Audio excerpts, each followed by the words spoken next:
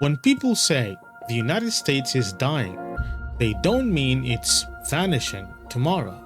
They mean something deeper.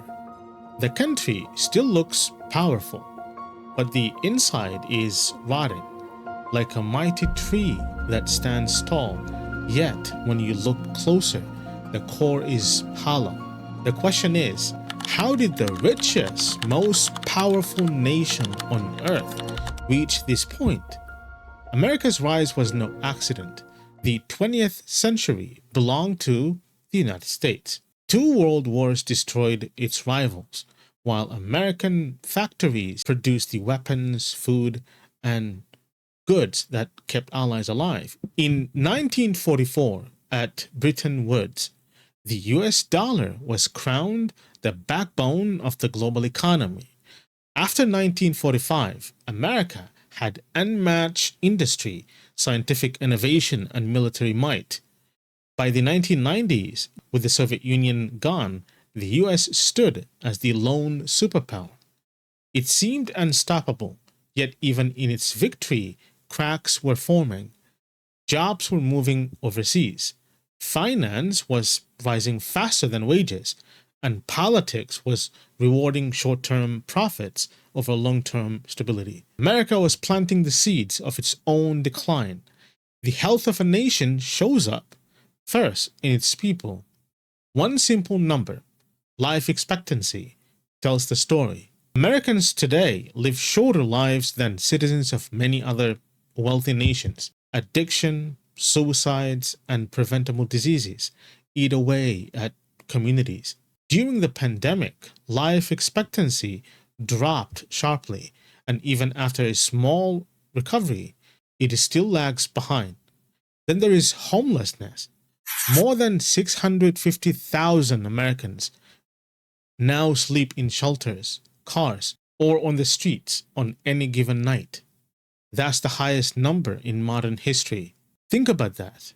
The wealthiest country in the world, yet hundreds of thousands have no roof over their heads. Is that the mark of a healthy society? Walk through once thriving industrial towns and you'll see the evidence. Closed factories, boarded up shops, and fading main streets. In the 1970s, 1 in 3 private sector jobs in America was in manufacturing. Today, it is less than 1 in 10. The jobs did not disappear into thin air. They were automated or shipped overseas to chase cheaper labor. What replaced them? Mostly low-paying service jobs that don't provide stability. The result is despair, broken communities, and generations who no longer believe the American dream applies to them.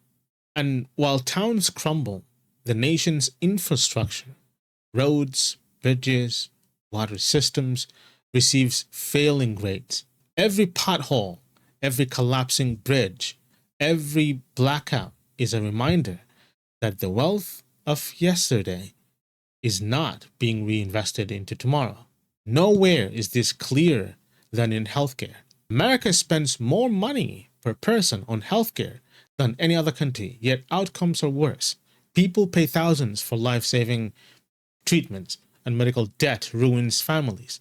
Education tells the same story.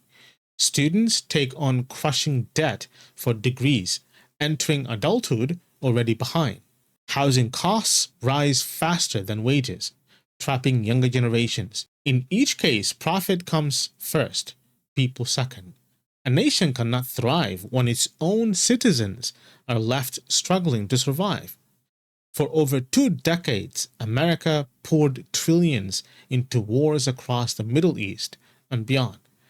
Iraq, Afghanistan, and countless smaller operations drain treasure and attention. The bill is staggering, not only in money, but in the lives of soldiers and civilians. At home, bridges and schools crumbled while money flowed overseas. Abroad, rivals learned to exploit America's distractions. The cost wasn't just financial, it was strategic. Every year spent chasing wars meant less focus on rebuilding the foundations at home. Power today is not only measured in weapons, it's in money. For decades, the dollar was untouchable. Nations traded, borrowed, and saved in dollars. But slowly, that dominance is fading. The dollar's share of global reserves has slipped. While countries like China, Brazil, and Russia are trading in their own currencies, Russia now sells much of its oil in Chinese yuan. Brazil trades with China without touching the dollar. These are small steps, but together they chip away at the financial empire the US has built after World War II. If countries no longer need the dollar, then American sanctions lose their bite and Washington's influence weakens. What happens when the world no longer needs to listen? While the US fights to maintain its old order, new powers are rising. The BRICS bloc, Brazil, Russia, India, China, and South Africa, has expanded to include countries like Egypt, Iran, the UAE, Ethiopia, and Indonesia. Together, they represent most of the world's population and a growing share of global trade. These nations are building their own financial systems, their own energy markets, their own alliances. They don't wait for American approval. This is what a multipolar world looks like. One where Washington no longer gives the orders, but must compete for influence. Is America completely isolated? No, it still has NATO, strong allies in Europe, and long-standing ties in Asia. But beyond these circles, much of the world is hedging. When Russia invaded Ukraine, over 140 countries condemned it, but only a few imposed sanctions. Most nations, especially in Africa, Asia, and Latin America, refuse to choose sides. That shows something important. American influence is no longer automatic. The world listens, but it does not always follow. Then there is the mountain of debt. America's national debt has exploded past $37 trillion.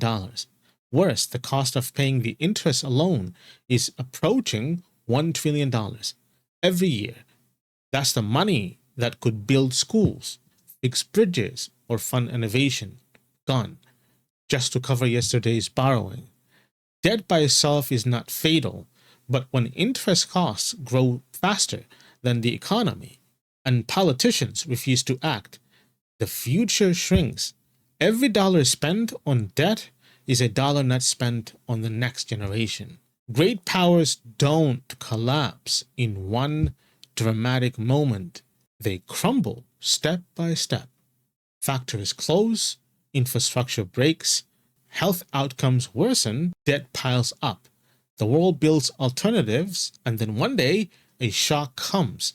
Another financial crisis, another war, another pandemic, and the cracks become impossible to ignore.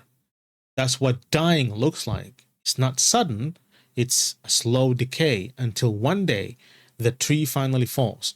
But decline is not destiny. America has reinvented itself before. The same country that has built highways, split the atom, and landed on the moon still has immense resources and talent. The choice is simple but hard. Reinvest in people, not just profit. Rebuild infrastructure, reform healthcare, invest in education without burying young people in debt. Focus on industry at home, not endless wars abroad. Lead the world by example, not by force. So here's the real question. Will America face its problems head on, or will it keep pretending nothing is wrong until it's too late? That answer will decide whether the US is truly dying or whether it has the strength to rise again.